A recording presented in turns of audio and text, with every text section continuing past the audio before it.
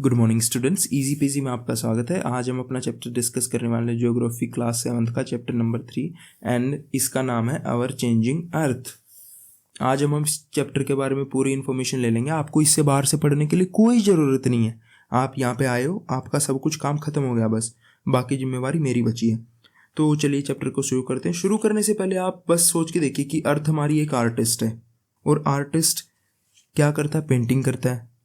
अर्थ कितनी अच्छी अच्छी पेंटिंग करती है ना, कभी धूप निकाल देती, कभी बारिश कर देती है ना, कभी दिन कर देती है, कभी रात कर देती है। तो अर्थ हमारी सबसे बिजी आर्टिस्ट है जो हर पल अपनी पेंटिंग बदलती रहती है। क्या आप जानना चाहते हो कि माउंटेन्स, वैलीज, डेजर्ट्स कैसे बने, या अर्थक्वेक्स और वोल्केनोज क्यों आते हैं? क्या आप जानोगे अर्थ कैसे चेंज होती रहती है? ऑब्वियसली जानेंगे। तो चलिए हम अपना चैप्टर स्टार्ट करते हैं। चैप्टर स्टार्ट करने से पहले आपको एक सिंपल सी चीज़ दिमाग में आ रही होगी, क्या हमारा एग्जाम पॉइंट ऑफ व्यू से इम्पोर्टेंट है chapter? Exam point of view बाहर में जाए, हमारे नॉलेज किस काम आएगी, हमको वो चीज़ देखनी है बस। एग्जाम से इम्पोर्टेंट क्या है? Knowledge. Knowledge is the key to success. Okay, तो ये चैप्टर जो हम पढ़ रहे हैं, आवर चेंजिंग अर्थ, ये हमारे काम कहाँ आएगा? क्या वैसे ही हम अपना टाइम वेस्ट कर रहे हैं एग्जाम के लिए? नहीं, बहुत सारा काम आएगा हमारा ये चैप्टर। हम इस चैप्टर में पढ़ेंगे अर्थक्वेक कैसे आता है ना, और अर्थक्वेक कैसे आता है आपको पता चलेगा। हम इस चैप्टर में पढ़ेंगे आप उससे कैसे सेफ रह सकते हैं, अर्थक्वेक आए जब आपको क्या करना है।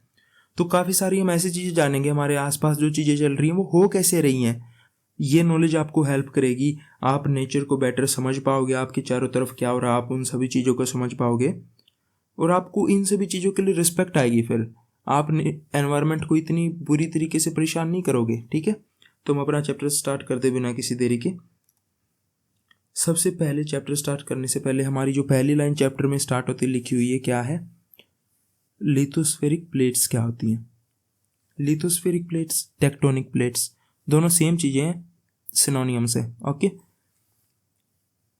ये मान लो अर्थ का एक टुकड़ा है। हमने जैसे पहले किसी लेक्चर में डिस्कस करा था, ये अर्थ है, ये कोर है, ये मेंटल है, ये वाला पार्ट मेंटल, ये वाला पार्ट कोर, और ये ऊपर वाला क्रस्ट। ठीक है, और ये मोल्टन मैग्मा है। मोल्टन मैग्मा मतलब जेली लाइक लिक्विड स्ट्रक्चर है जिसके ऊपर क्रस्ट है हमारा। और अर्थ हमारी ऐसे ऐसे सन के चारों तरफ, ये सन हो गया, और ये अर्थ हमारी ये ऐसे ऐसे ऐसे ऐसे घूमती रहती है ना चारों तरफ, और ये रिवॉल्व तो करती है सन के राउंड, बट अपने एक्सिस पे भी रोटेट करती रहती है। ऐसे मान लो ये अर्थ है, ऐसे ऐसे ऐसे ऐसे ऐसे चेंज होती रहती है, तो रोटेट भी करती है और साथ के साथ ऐसे ऐसे करते करते रिवॉल्व भी करते जाती है सन के चारों ओर। ठीक है, ये हमारा सन है। ये लिक्विड पार्ट है। आप किसी बाल्टी को पकड़िए हाथ में और उसमें पानी डाल दीजिए, उसके ऊपर कोई पेपर रखिए। जो आपका पानी है उसको मान लीजिए मोल्टन मैग्मा, और जो पेपर उसको मान लीजिए क्रस्ट। तो जैसे ही आप रखोगे उसको और बाल्टी को हाथ में ऐसे ऐसे मूव करोगे, अर्थ भी हमारी मूव हो रही है, तो ऑब्वियस सी बात है हमारा पेपर हिलेगा। हिलेगा ना, क्योंकि उसके नीचे जो लिक्विड पार्ट है वो हिल रहा है, तो पेपर भी ऑब्वियसली हिलेगा। बट इतना भी मोल्टन मैग्मा लिक्विड पार्ट नहीं है कि इतना ज़्यादा हमको जितना पेपर हिलता दिखता उतनी ज़्यादा क्रस्ट हिलती दिखी ना। ग्रेविटी की वजह से काफ़ी ज़्यादा वो फोर्स कम हो जाता है। तो ये चीज़ें बाद में डिस्कस करेंगे। अभी हम जान लेते हैं कि टेक्टोनिक प्लेट्स हैं, ये हमारी अर्थ, ये जितना भी क्रस्ट है ऊपर वाला पार्ट और अपर मेंटल, आप बस क्रस्ट को समझ लीजिए। जो क्रस्ट है वो हमारी लिथोस्फेयर है, और लिथोस्फेयर काफ़ी सारे पार्ट्स में डिवाइडेड है। ये पूरा अर्थ के ऊपर एक चिपका नहीं हुआ है। ये 7 कितनी टोटल 7 टेक्टोनिक प्लेट्स हैं जो हमारा लिथोस्फेयर बनाती हैं। एक हमने ये देखा, मान लो एक ये प्लेट है, एक ये है, तो ऐसे ऐसे 7 पार्ट हैं। ठीक है, जो 7 पार्ट ऊपर से जुड़ के इस सर्कल के हमारी अर्थ बनी हुई है, और ये जो 7 पार्ट हैं इसको बोलते हैं टेक्टोनिक प्लेट्स। ठीक है, अब ये टेक्टोनिक प्लेट्स तो हमने देख लिया। ये एक मान लो ये एक टेक्टोनिक प्लेट है, फिर एक ये टेक्टोनिक प्लेट है। अब ये मूव करती है, मूव करने की क्या क्या पॉसिबिलिटी है? एक मान लो प्लेट इधर चली गई, ये प्लेट नंबर 1 है, ये प्लेट नंबर 2 है, ये इधर चली गई, ये इधर चली गई। एक तो ये पॉसिबिलिटी हो सकती है, या दूसरी पॉसिबिलिटी क्या हो सकती है? प्लेट नंबर 1, प्लेट नंबर 2, पहले पॉसिबिलिटी क्या थी, दोनों ये इधर चली गई, ये इधर चली गई, और सेकंड पॉसिबिलिटी क्या हो सकती है, ये भी इधर आ गई, ये भी इधर आ गई और दोनों आपस में टकरा गई। तीसरी पॉसिबिलिटी क्या हो सकती है, प्लेट 1 है वो भी इस साइड मूव करते जा रही है, और 2 प्लेट है इसको चिपक के वो भी इसके साथ साथ इस साइड मूव करती जा रही है, दोनों सेम डायरेक्शन में, है ना। तो अभी हमने पिछले डायग्राम में देखा था कैसे सेम डायरेक्शन में मूव कर रही है ना। ये प्लेट नंबर 1 थी, ये प्लेट नंबर 2 थी। या तो पॉसिबिलिटी ये भी इस साइड जा रही है, ये भी इसके चिपक चिपक के इस साइड जा रही है ना। तो जब प्लेट्स एक दूसरे के साथ मूव करती है ना, ऐसे इसी डायरेक्शन में साथ के साथ मूव करती जाएंगी, उसको बोलते हैं ट्रांसफॉर्म बाउंड्री।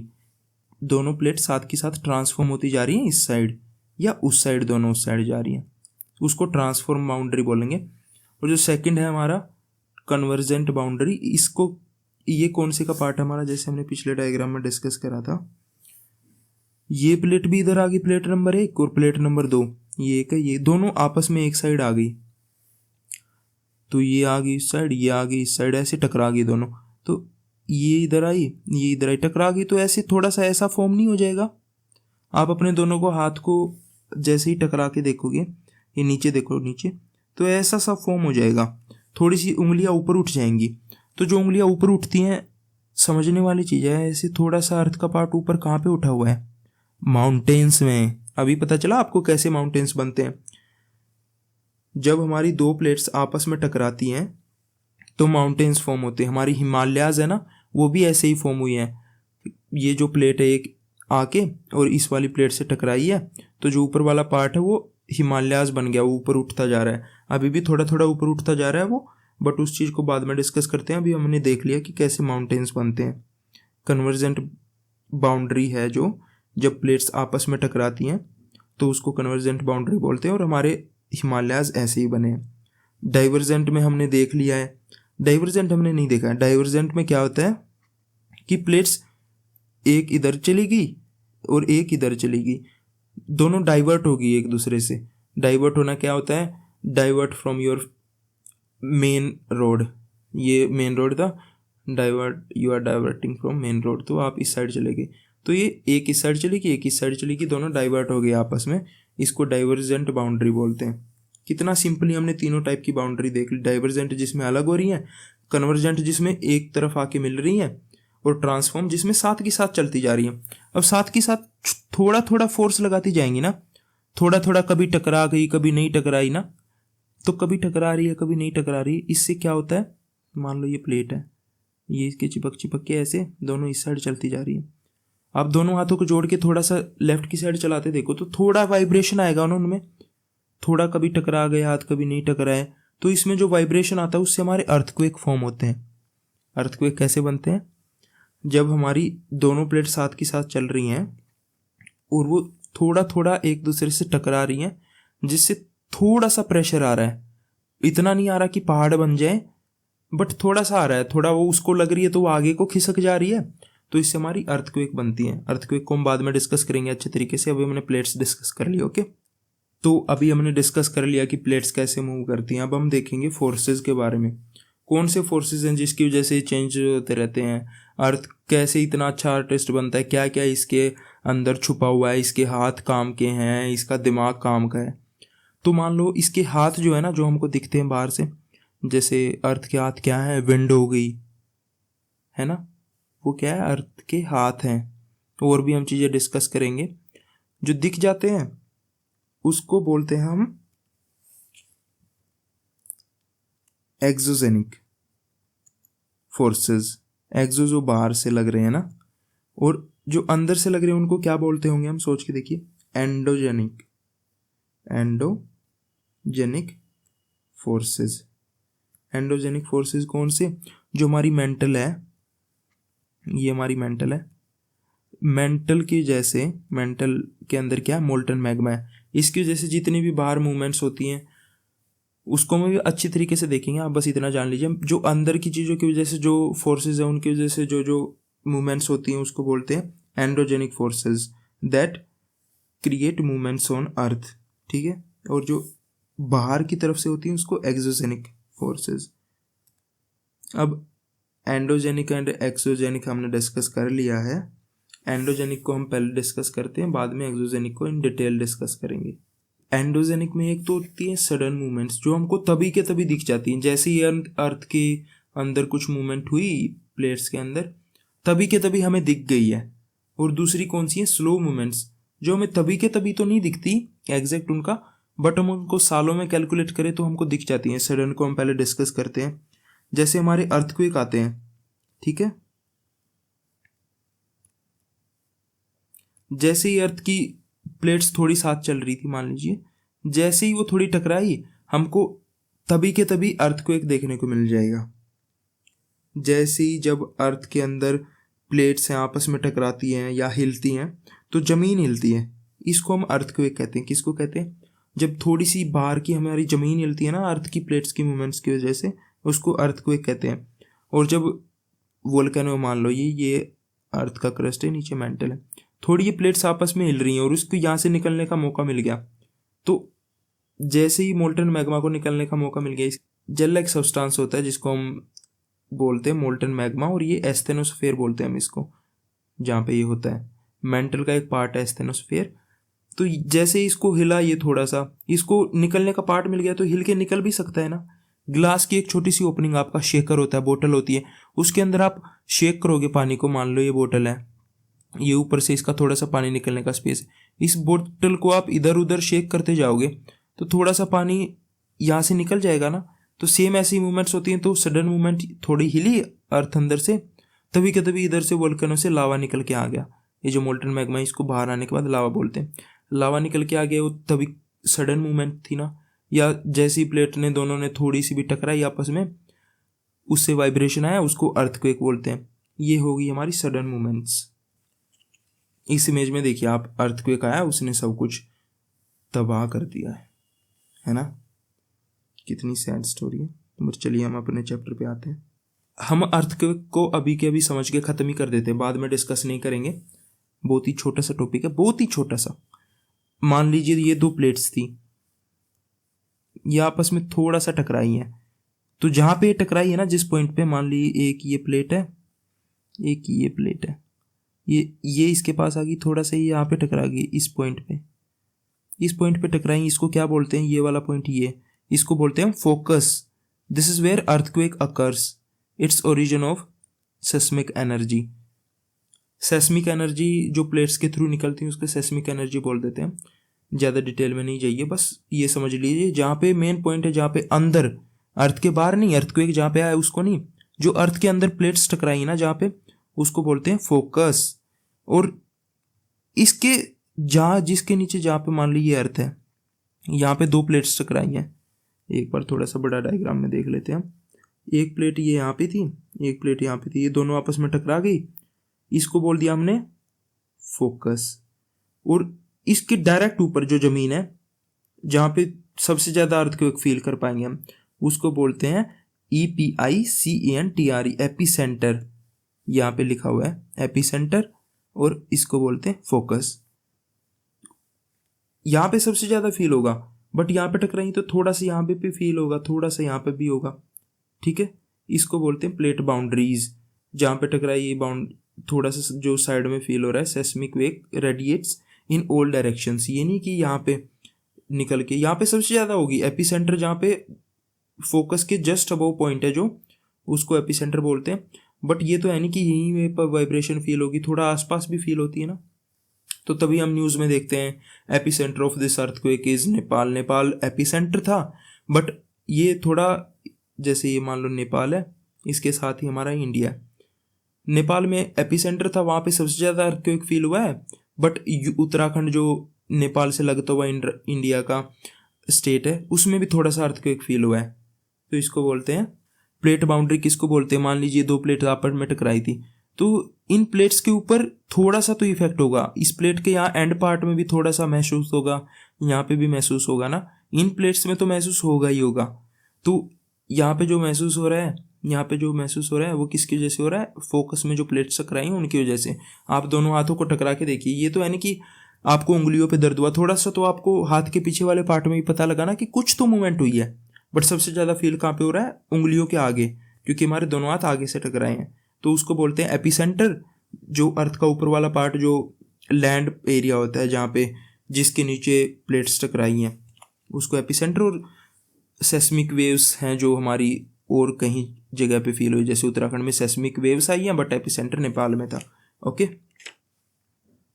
और इसको मेजर कैसे करते हैं? सिस्मोग्राफ से अर्थक्वेक को मेजर करते हैं। किस इंस्ट्रूमेंट से मेजर करते हैं अर्थक्वेक को? सिस्मोग्राफ्स।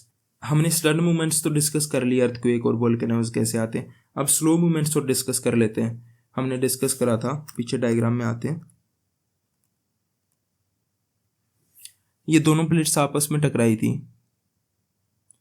तो धीरे धीरे एकदम से ये नहीं है कि एकदम से आके बिल्कुल ही भिड़ गई है, इधर आई और हमको फील हो जाएगा, ऐसा नहीं होता। ये बिल्कुल धीरे धीरे मूवमेंट्स होती हैं इनकी, काफ़ी सालों में, काफ़ी हजारों सालों में ये धीरे धीरे आके मिलती हैं, फिर धीरे धीरे आके इनमें थोड़ी थोड़ी ऐसी प्रोसेस चलती रहती है, थोड़ा उठा, ये पूरा पहाड़ बन गया ना। तो ऐसे ऐसी मूवमेंट्स चलती रहती हैं और इसको बोलते हैं स्लो मूवमेंट्स। हिमालयाज एक दिन में नहीं बना, अभी ये काफ़ी सालों में एक थोड़ा थोड़ा बढ़ता जा रहा है। यंग फोल्ड माउंटेन क्यों बोलते हैं इसको? क्योंकि अभी ये जवान है, इसके बढ़ने का टाइम अभी बाकी है, ये कुछ इंचेस कई सालों में बढ़ते जा रहा है, तो इसलिए इसको यंग फोल्ड बोलते हैं। यंग फोल्ड माउंटेन्स का एग्जाम्पल हिमालयाज है, और हिमालयाज की जो मूवमेंट हो रही है, जो उसकी हाइट बढ़ रही है, उसको बोलते हैं slow movement. Slow movement endogenic forces की वजह से हो रही है, जो अर्थ की इनर प्लेट्स टकराई हैं उनकी वजह से। अब हमने डिस्कस कर लिया है स्लो मूवमेंट्स भी और सडन मूवमेंट्स भी। स्लो मूवमेंट्स की वजह से क्या होता है? हिमालयाज बने हैं। ये बहुत धीरे धीरे होती है, लाखों साल लग जाते हैं इन चीज़ों को होने में। और सडन मूवमेंट्स तभी प्लेट्स टकराई, तभी अर्थक्वेक आ गया, ये सडन मूवमेंट होगी। वोल्केनो हमने डिस्कस कर लिया कि कैसे दो प्लेट्स आपस में टकराई तो अर्थक्वेक आएगा। बट ये मान लीजिए अर्थ की ये मोल्टन मैग्मा है, यहाँ से जब बाहर आता है वोल्केनो के थ्रू, ये अर्थ की मूवमेंट की वजह से थोड़ा सा हिली अर्थ के अंदर मोल्टन मैग्मा, और वो ज़्यादा ही गर्म स्टेट में था, लिक्विड स्टेट में था, तो वोल्केनो की जो ओपनिंग वेंट होता है वहाँ से वो बाहर निकल आता है। ठीक है, ये भी क्विक मूवमेंट, सडन मूवमेंट का पार्ट थी। एक्सोजेनिक फोर्सेस हमने डिस्कस करा था, जो अर्थ का दिमाग है उसको एंडोजेनिक फोर्सेस कहते हैं, जो अंदर चल रहा है, आर्टिस्ट अर्थ एक, और जो अर्थ के बाहर से हमें दिख रहा होते हुए जिन हाथों से बनाया जा रहा है उसको एक्सोजेनिक फोर्सेस बोलते हैं। एक्सोजेनिक में क्या एग्जाम्पल्स होते हैं हमारे? विंड हो गई, वाटर हो गया, एंड आइस, स्नो। ठीक है, ये सभी एक्सोजेनिक फोर्सेस हैं। इसको हम अभी अच्छी तरीके से डिस्कस करेंगे, जैसे लास्ट में करते हैं इसको डिस्कस। अभी बस ये देख लीजिए आप, इरोजन किस चीज़ को बोलते हैं? किसी चीज़ को इरोड करना, उसको ख़त्म करना, उसको बेकार स्टेट में लेके जाना। मान लीजिए कि ये यहाँ पे आपने पत्थर रख दिया और इसके ऊपर से आप रस्सी घिसते जा रहे हो, पत्थर नहीं, मान लीजिए आपने एक आइस रख दी, इसके ऊपर आप रस्सी घिस रहे हो तो ये पिघलना स्टार्ट हो जाएगी ना। आप इसको इरोड कर रहे हो, ख़राब कर रहे हो, इसको बोलते हैं इरोजन। डिपोजिशन, ये जो यहाँ से आप इसको घिस रहे हो, इसकी वजह से जो पानी निकल रहा है वो नीचे आके जो डिपॉजिट हो रहा है ना पानी, मान लीजिए आपने नीचे एक कंटेनर रख लिया, बीकर रख दिया था कंटेनर, उसके अंदर जो पानी जमा हो रहा है वो डिपॉजिट हो रहा है, तो इस जो पानी डिपॉजिट हो रहा है इसको डिपोजिशन बोलते हैं। एक्सोजेनिक फोर्सेस की वजह से यही तो होता है। नदी मान लीजिए किसी सेडिमेंट्स को लेके जा रही है, किसी नदी किसी पहाड़ के बीच में कुछ, ये मान लीजिए एक वैली थी, इसको इरोड करके इसके सारे जितने भी सैंड वगैरह थी, जितना भी आसपास का एरिया था, इसको घसीट के अपने साथ लेके जा रही है और कहीं और पे ले जाकर डिपॉजिट कर दे रही है।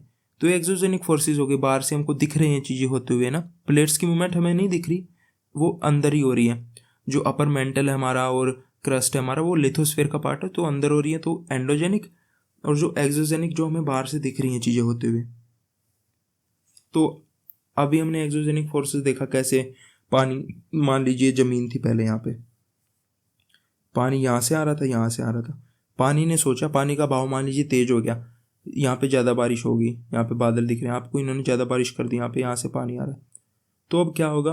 पानी को ज़्यादा स्पेस चाहिए आने के लिए, पानी ने इस लैंड को ख़त्म कर दिया। ये जो लैंड दिख रही है ना, इसको धीरे धीरे ज़्यादा पानी तेज आता गया। जैसे हम कभी मिट्टी जम जाती है कहीं पे, वहाँ पे पानी के प्रेशर मारते तो मिट्टी ख़त्म नहीं होती, चली जाती वहाँ से। जैसे गाड़ी के ऊपर मिट्टी जमी थी, उसके ऊपर पानी मारते हुए मिट्टी हट नहीं जाती, वैसे ये काफ़ी सालों में इतना सारा पानी आता रहता है, काफ़ी दिनों में, तो ये जो लैंड वाला पार्ट है इसको ख़त्म करते जाता है, धीरे धीरे ख़त्म होके। ये इस नेक्स्ट इमेज में हम देखते हैं, ये इरोजन हो गया और फिर ये डिपोजिशन, ये जो सारा लेके इसने यहाँ पे जमा कर दिया, यहाँ पे जमा कर दिया, डिपोजिशन हो गया। पहले इसको इरोड करा, फिर इसको डिपॉजिट कर दिया, जो सैंड वगैरह यहाँ से उठाई थी इसने साइडों में अच्छी, फिर यहाँ पे पेड़ उग गए, एक जगह पे डिपॉजिट हो गई ये सारी सैंड। अब पानी के लिए काफ़ी जगह है, कितनी बारिश होती रही, पहले तेज़ बारिश ने सभी अपना एरिया बना लिया था। अब इन सालों में इतनी बारिश नहीं हो रही, अब नेक्स्ट ईयर्स में बारिश नहीं हो रही मान लो, तो यहाँ पे बारिश हो रही है। इतना पानी है कि इसने पहले ही इतनी जगह बना रखी है कि ईजिली इसमें मूव कर सकता है। ऐसी हमारी रिवर्स बनी है। रिवर्स आपको पता है कितनी बड़ी बड़ी होती थी पहले ज़माने में। यमुना ना, आपको मान लीजिए दिल्ली है, यहाँ पे एक राजीव चौक नाम का बहुत अच्छी पॉपुलर जगह है, तो यमुना अभी तो छोटी सी है यहाँ इतनी दूर तक, बट पहले पूरा राजीव चौक भी यमुना के अंदर होता था। ठीक है, तो डिस्कस कर लिया हमने इरोजन बाय वेव्स और deposition by waves, land forms made by rivers. ठीक है, ये जो लैंड फॉर्म बना है हमारा, ये इतनी अच्छी रिवर बन गई, यहाँ पे पेड़ उग गए क्योंकि ये सोयल यहाँ से इसने लेके और यहाँ डिपॉजिट कर दी सारी साइडों में, फिर यहाँ पे पेड़ वगैरह उग गए, जंगल हो गए। तो ये लैंड फॉर्म्स, जितने भी लैंड फॉर्म्स, लैंड इसको हम बोल सकते हैं लैंड फॉर्म्ड। ठीक है, याद करने का तरीका है, land formed by reverse, reverse की वजह से जो लैंड बनी है, या फिर लैंड फॉर्म्स। ठीक है, इरोजन की वजह से चीज़ें खराब होती हैं और डिपोजिशन की वजह से चीज़ें बनती हैं। इसका एक और एग्जांपल है, मान लीजिए हमारी रिवर ऐसे ऐसे आ रही थी, इस डायग्राम में देख रहे हो, पहले ऐसे ऐसे ये ज़मीन में ऐसे ऐसे मूव करते आ रही थी। अब पहले तो इतना पानी आ गया कि ये रिवर यहाँ तक पहुँच गई, ये रिवर इतनी चौड़ी थी। ठीक है, बट अब पानी कम आ रहा है, तो अब पानी को बस इतनी जगह चाहिए। पिछले साल पानी इतना आया था कि यहाँ तक था, यहाँ थोड़ी सी ज़मीन बच गई और यहाँ पानी आके जमा हो गया, और ये यहाँ पे फिर नेक्स्ट ईयर में पानी बस इतना स्पेस में चलता रहा क्योंकि बारिश यहाँ पे कम हो रही है। ठीक है, तो जो ये यहाँ पे पानी इकट्ठा होके बच गया, किसी भी जगह पे पानी इकट्ठा होके बच जाता है ना, उस चीज़ को हम पहली बार, आप याद रखिएगा पूरी उम्र, उसको लेक बोलते हैं। जहाँ पे भी पानी इकट्ठा होके बच गया, नया पानी नहीं आ रहा है वहाँ पे, ठीक है, कोई नया पानी नहीं आ रहा बट पानी वहाँ पे डिपॉजिट होके बच गया, उसको लेक बोलते हैं। नया पानी बारिश के थ्रू आ सकता, बट अदरवाइज किसी रिवर की मदद से या ओशियन से कनेक्टेड नहीं होती ये चीज़ें, तो उसको ओक्सबो लेक किसको बोलते हैं, जो ऐसे बो शेप में यहाँ पे अलग होके बच गई ना, इसको ओक्सबो लेक बोलते हैं। मान लीजिए नदी यहाँ से घसीट के अपने साथ कुछ पार्टिकल्स लेके आ रही थी, ये कहीं पे जमा कर दी इसने। मान लीजिए इस इमेज में देखते हैं, ये पहले पूरा यहाँ से यहाँ तक पानी था, बट ये सेडिमेंट्स हैं जो धीरे धीरे नदी घसीट के लाई अपने साथ और यहाँ पे जमा हो गया। तो क्या इसको भी हम डेल्टा बोलेंगे? ऑब्वियसली इसको डेल्टा बोलेंगे हम। कुछ भी दो नदियाँ, दो साइड से पानी जा रहा है और बीच में कुछ स्पेस है ना, उसको हम बोलते हैं डेल्टा। अब हम अपना डिस्कस करते हैं land forms made bye glaciers. Glaciers पहली बात तो किसको बोलते हैं? ग्लेशियर्स अर्थ की आइस मशीन्स हैं। यहाँ पे जैसे ग्लेशियर, ये जो पहाड़ दिख रहे हैं ना आपको, और रॉक्स और सोयल को कैरी करती हैं, इससे वैलीज बनती हैं, मोरेन्स बनते हैं। ठीक है, मोरेन्स हमने देखा क्या चीज़ होती है, ये मोरेन्स को भी हम डिस्कस करते हैं। ये आप बर्फ़ देख पा रहे हो। ग्लेशियर्स के साथ ट्रैवल जो मिट्टी कर रही है ना, या जो पत्थर ट्रैवल कर रहे हैं, मान लीजिए बर्फ़ सरफेस मान लो एक आप, ये एक बर्फ़ का टुकड़ा है, यहाँ पे बीच में कुछ सैंड रख दीजिए आप, ये अपने खुद एक्सपेरिमेंट करके देखिए। इस बर्फ़ को मूव करोगे तो सैंड को अपने साथ लेके जाएगी ना, इधर लेके जाएगी। ये कुछ या सॉफ्ट पार्ट, सरफेस का सॉफ्ट पार्ट था, तो बर्फ़ इसको भी नीचे धकेल देगी। तो ये जो सब चीज़ें ग्लेशियर्स के साथ ट्रैवल कर रही हुई, मिट्टी है या पत्थर है, या फिर जो लैंड फॉर्म से कुछ एरिया ले रही है, सरफेस पे कुछ नहीं है मिट्टी वगैरह, बट स्टिल बर्फ़ में पावर इतनी ज़्यादा है कि ये सरफेस से थोड़ा थोड़ा कुछ नीचे से घसीटते हुए अपने साथ लेके चल रही। तो ये जब एक जगह पे कहीं पे जाके इकट्ठा हो जाएगा ना, मान लीजिए छोटा सा पार्ट इकट्ठा हो गया, आपको धूल सी दिख रही है, इसको बोलते हैं मोरेन्स। और ये जब नीचे से कहीं से मिट्टी इसने घसीट दी या यहाँ पे सरफेस को नीचे दबा दिया, ये दो पहाड़ों के बीच में यहाँ से निकलने लगी बर्फ़ ने, इतना फोर्स लगा दिया कि यहाँ से निकल गई। इस पहाड़ के बीच से छोटा सा पहाड़ दिख रहा है, कभी इतनी ज़्यादा बर्फ़ हो गई यहाँ तक, तो इसने इसके यहाँ से बीच में से जगह बना ली, यहाँ से फोर्स लगा दिया। तो ये जो बीच में जगह बनेगी दो पहाड़ों के बीच में, इसको बोलते हैं वैली। ठीक है, वैली कैसे बनती है ये भी हमने देख लिया, मोरेन्स क्या होती है वो भी हमने देख लिया। अब हम अपना नेक्स्ट पार्ट डिस्कस करते हैं, land forms made by wind. Wind desert area में रॉक्स और स्कल्प्ट करती है, ठीक है। सबसे ज़्यादा विंड का कारनामा आपको कहाँ दिखेगा? डेजर्ट एरिया में। क्यों? क्योंकि वहाँ पे सबसे ज़्यादा क्या होता है? सैंड। सैंड ईजिली हवा से मूव हो सकती है ना, जो मिट्टी कहीं पे जमी होती है उस पर फूंक मारोगे उड़ जाती है ना। सोफ़ा तो नहीं उड़ता, सोफे पे धूल जमी, आप उस पर फूंक मारोगे तो धूल उड़ती है। तो सबसे ज़्यादा विंड का जो फॉर्मेशन है, जो लैंड के ऊपर हमें जो चीज़ें दिखती हैं विंड की जैसे बनी हुई, वह कहाँ पे दिखती हैं? डेजर्ट्स में दिखती हैं। मशरूम्स रॉक क्या होती हैं? यहाँ से हवा चल रही है मशरूम, ये इतनी ज़्यादा हार्ड रॉक नहीं होती, थोड़ी सी सॉफ्ट रॉक होती है, थोड़ा सा सॉफ्ट मटेरियल होता है वो रॉक्स के कंपैरिजन में। तो ये हवा चलती जाती है। ये मान लीजिए पहले यहाँ तक मिट्टी थी, चलती जाती है, नीचे से हवा निकलती गई, इसने इस पार्ट को इतना पतला कर दिया। पहले पूरा एक पार्ट था इतना, अब इसने हवा ने इसको नीचे वाले पार्ट को इतना पतला कर दिया। ये कैसे मशरूम टाइप दिख रहा है? मशरूम ऐसे ही तो होती है ना। तो ये मशरूम टाइप बना दी, इसको मशरूम रॉक बोल देते हैं। और जो सैंड ड्यून्स होती हैं, यहाँ से मिट्टी उड़ी फिर यहाँ जाके जम गई, तो छोटे छोटे जो पहाड़ टाइप बन जाते हैं ना, उसको सैंड ड्यून्स बोलते हैं।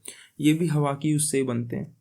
अभी हम अपना नेक्स्ट पार्ट डिस्कस करते हैं, land forms made by wind discuss कर लिया हमने। विंड से क्या क्या बना? सैंड ड्यून्स बने हैं, मशरूम रॉक्स बनी है, आ रहा ना याद। और हमने क्या डिस्कस करा है? Land forms made by river से क्या बना? डेल्टा बने हैं। और जो आइस है, ग्लेशियर्स है, उसमें आइस ने क्या बनाया? स्नो ने मोरेन्स बनाई है, जो धूल मिट्टी इकट्ठा करके कहीं पे जोड़ दिए, छोटा सा पहाड़ बन गया है वो।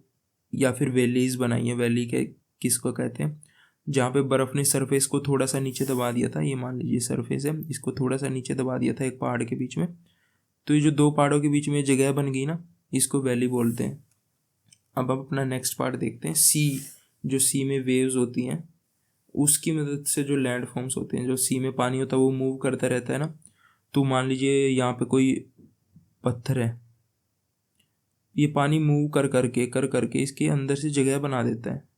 यहाँ पे जगह बना दी ना, पानी यहाँ से आर पार होने लग गया। अब थोड़ा थोड़ा इसने लग के अभी अपनी जगह बना ली, अब यहाँ से आर पार हो रहा है।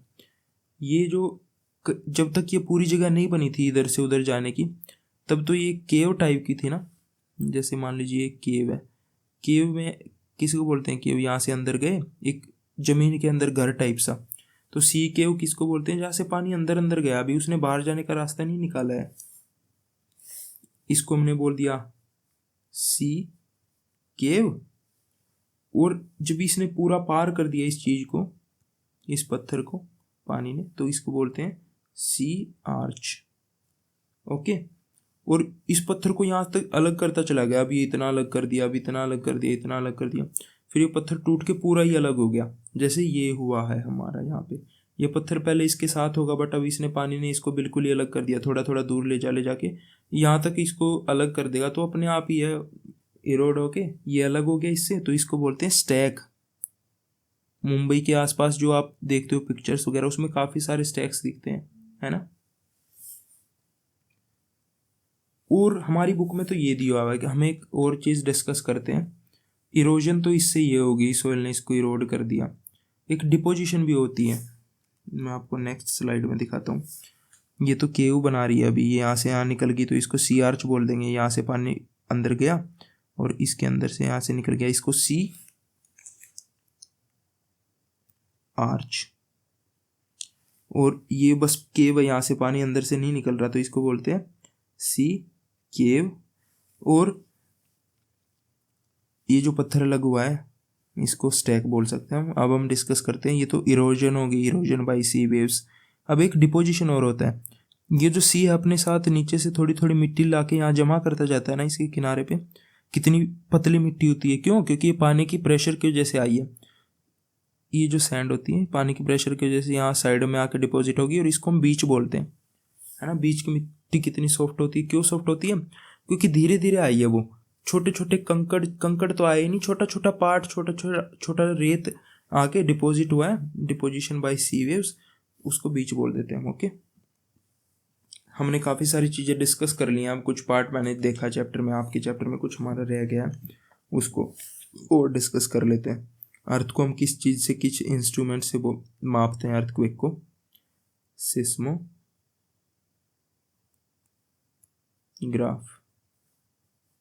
ओके। और सिस्मोग्राफ कैसा दिखता है आपका? सिस्मोग्राफ कैसा होता है आपका? मान लीजिए कि नीचे पेपर रख दो आप और इसके पेन टच कर दो ऊपर से, ये पेन की निब है, ठीक है। अब पेन ऐसे ही रखा है यहीं पे पोजीशन पे और आप पेपर को इधर उधर हिलाते जाओ तो पेन से अपने आप ड्राइंग बनती जाएगी ना, ऐसे ऐसे ऐसे ऐसे। मान लीजिए कि यहाँ पे पेन था, ये ऐसे ऐसे इसने ड्राइंग बना दी। पेपर मान लो अब हमारी अर्थ थी, अर्थ हिलती है अर्थक्वेक में, और यहाँ पे हमने कहीं पे पेन चचा दिया तो ये ऐसे ऐसे थोड़ी थोड़ी ऐसे ड्राइंग टाइप कुछ बना देगा ना। तो इसको सिस्मोग्राफ ये इंस्ट्रूमेंट होता है जो ऐसे ऐसे ड्राइंग बन जाती है, और इसको जो इधर से उधर तक जितनी भी वेव्स गई है ना, ये यहाँ से यहाँ तक ये एरिया, इसको मापते हैं रिचर स्केल से। स्पेलिंग देख लीजिए आप एक बार।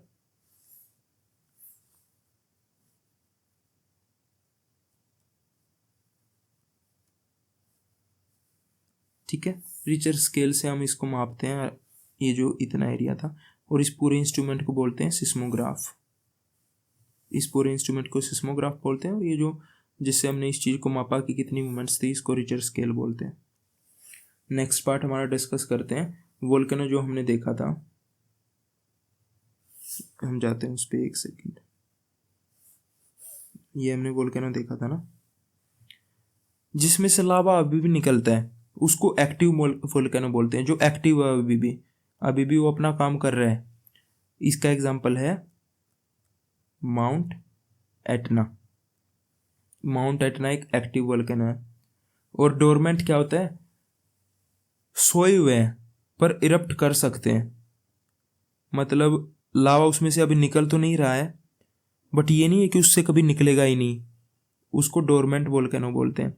डोरमेंट है, अभी नहीं निकल रहा है, बट उसमें से निकल सकता है। इसका एग्जांपल है माउंट वेसुवियस, ठीक है। और एक हमारा क्या बच गया? जो सोया हुआ भी है और सोया हुआ ही रहेगा, मर गया है वो, तो उसको बोलते हैं एक्सटिंक्ट वोल्केनो, ठीक है। ये कभी नहीं फटेगा, ना कभी इरप्ट होगा। इसका एग्जांपल है Kilimanjaro, mount Kilimanjaro, Kilimanjaro. Okay, तो अभी मैंने पूरा चैप्टर डिस्कस कर लिया गाइज।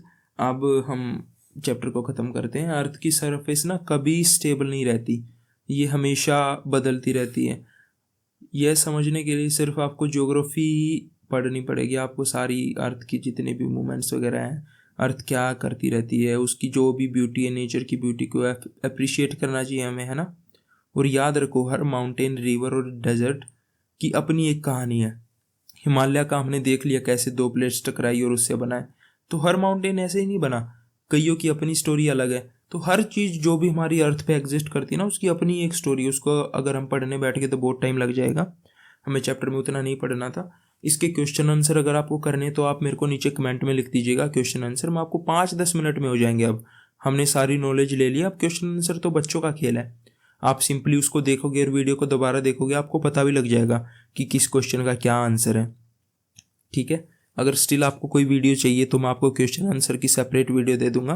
5 या 10 मिनट में आपके सारे क्वेश्चन आंसर हो जाएंगे। आप कमेंट करके बता दीजिए, और मैं आपके लिए इतनी मेहनत करता हूँ, आप एक बार लाइक तो कर ही सकते हो ना वीडियो को। सारे चैप्टर्स लेके आऊँगा मैं आपके लिए, और कुछ भी और आपको कुछ दिक्कत आ रही है लेक्चर में, कुछ पसंद नहीं आ रहा, आवाज़ में कुछ दिक्कत लग रही है, आप कमेंट करके बता सकते हो। और ये जो इतनी सारी मेहनत लगती है आपके लिए, अच्छे अच्छे इमेजेस लेके आता हूँ, इतनी अच्छे से समझाता हूँ, इसमें मेहनत लगती है। इसके लिए आप चैनल को सब्सक्राइब भी कर सकते हो। ओके, कर सकते हो नहीं भाई, करना ही पड़ेगा। Okay, bye, have a nice day.